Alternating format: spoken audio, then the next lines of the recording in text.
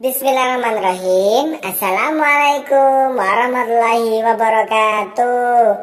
Bagaimana kabar kalian di rumah? Mudah-mudahan dalam keadaan sehat walafiat.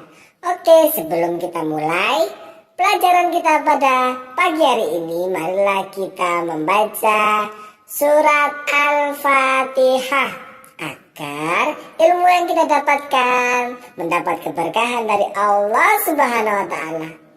Ayo kita sama-sama yuk. Kita lafalkan bersama. Bismillahirrahmanirrahim. Alhamdulillahi rabbil alamin. Ar-Rahmanir-Rahim.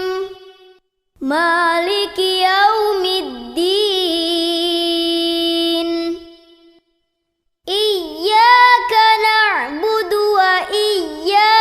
Nasta'in. Ihdinas siratal mustaqim. Siratal ladzina an'amta 'alaihim ghairil maghdubi alaihim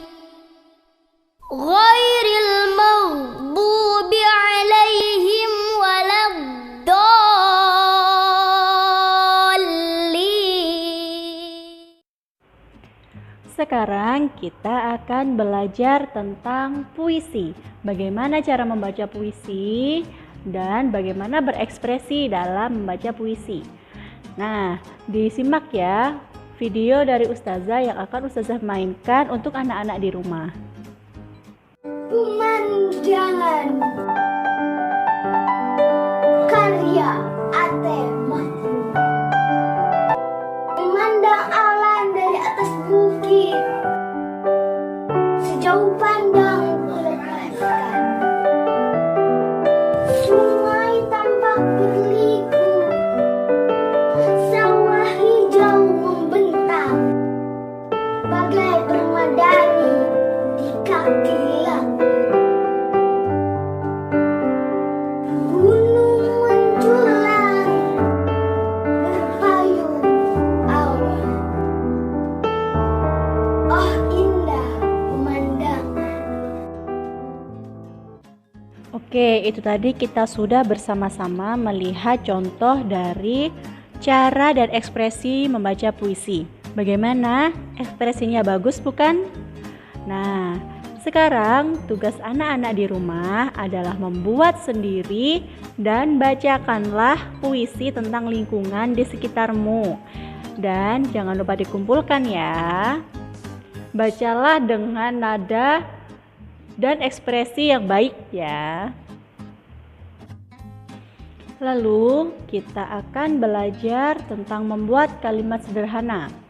Nah, kalimat sederhana kali ini menggunakan kata minta tolong. Nah, di sini Ustazah punya 5 gambar. Yuk kita cari kalimat sederhananya yang paling tepat. Gambar yang pertama. Budi, Pak Guru minta tolong bukakan pintu kelas ya. Ini kuncinya. Yang kedua. Dina, aku minta tolong ajarkan aku membuat hiasan tanah liat ya. Gambar yang ketiga. Dani, aku minta tolong ya bersihkan papan tulis itu. Yang keempat. Bu, saya minta tolong. Saya mau membayar SPP bulan ini. Yang kelima. Lani, Pak Guru minta tolong ya sapukan kebun di depan kelas kita. Berikutnya silahkan dilihat.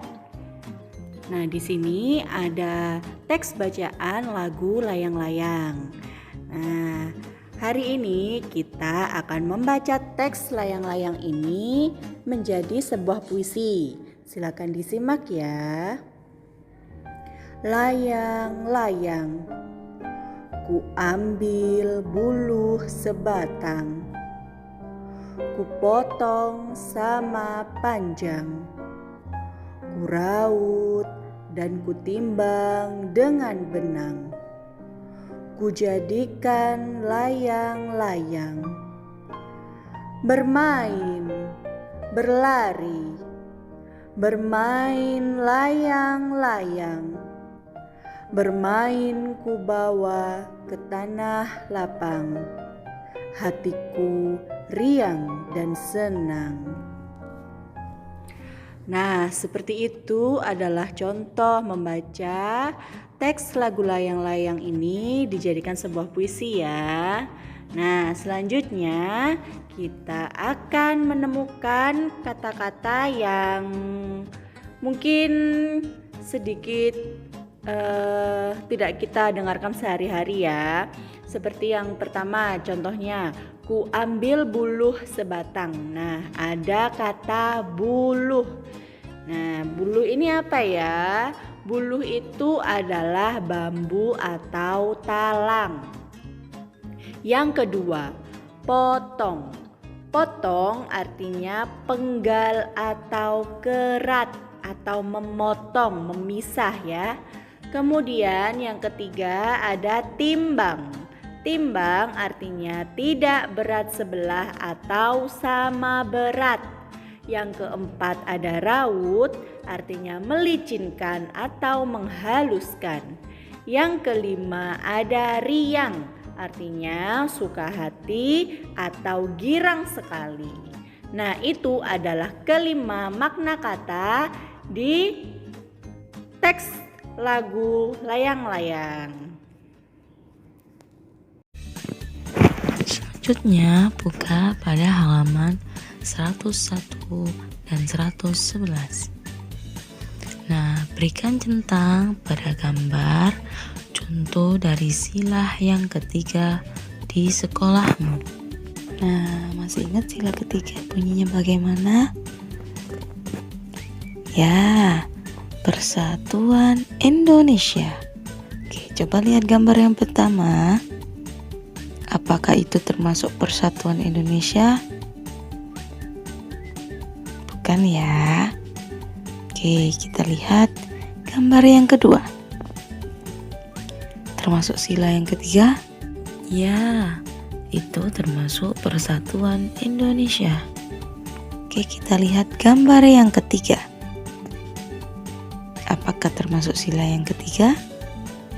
Ya, benar, itu sila yang ketiga karena kita cinta produk Indonesia. Yang keempat, apakah termasuk sila yang ketiga? Ya, karena kita melaksanakan upacara bendera termasuk dalam Persatuan Indonesia. Oke ya, diberi tanda centang seperti pada gambar yang ketiga. Oke, selanjutnya di halaman berikutnya, halaman 111. Apakah itu gambar yang kelima Persatuan Indonesia? Bukan ya, karena mencintai produk luar itu, iya kan? Dan yang terakhir, apakah itu termasuk Persatuan Indonesia? Nah, benar, jawabannya adalah tidak. Jadi tidak perlu kita centang. Nah, selanjutnya terapkan sikap sila ketiga Pancasila dalam kehidupanmu sehari-hari. Selalu mencintai produk Indonesia ya. Dan jangan lupa tetap menjaga persatuan Indonesia dengan selalu mencintai negara kita. Terima kasih. Oke, kali ini kita akan belajar tentang mengukur panjang benda dengan satuan cm atau cm dan mengubahnya ke dalam satuan m atau meter. Perhatikan baik-baik ya. Ayo mengamati. Amatilah gambar berikut. Adakah benda-benda seperti gambar? Ukurlah panjang benda tersebut menggunakan alat ukur panjang. Kemudian tuliskan hasilnya di bawah gambar. Berikut ini contoh hasil pengukurannya. Nah, selanjutnya mari kita ubah satuan cm ke dalam satuan meter. Bagaimanakah caranya? Perhatikan berikut ini. Untuk mengubah sentimeter menjadi meter, kita dapat menggunakan cara dengan dibagi 100. Nomor 1, 200 cm sama dengan titik-titik meter. Maka 200 dibagi 100. Nah, kita bisa menggunakan cara dengan mencoret kedua nolnya. Jadi tinggal 2 dibagi 1 sama dengan 2. Betul sekali. Berarti nomor 1, 200 cm sama dengan 2 meter. Selanjutnya nomor 2, 15 cm sama dengan titik-titik meter. Maka 15 dibagi 100. Cara menghitungnya, kita gunakan bantuan tanda koma. Letakkan tanda koma di depan 2 angka dari belakang. 1, 2. Kita tambahkan 0 di depan koma. Jadi 15 dibagi 100 sama dengan 0,15. Berarti nomor 2, 15 cm sama dengan 0,15 meter. Selanjutnya nomor 3, 125 cm sama dengan titik-titik meter. Dengan cara yang sama seperti sebelumnya, kita dapat menggunakan tanda koma. Maka 125 dibagi 100. Seperti cara sebelumnya, kita gunakan tanda koma.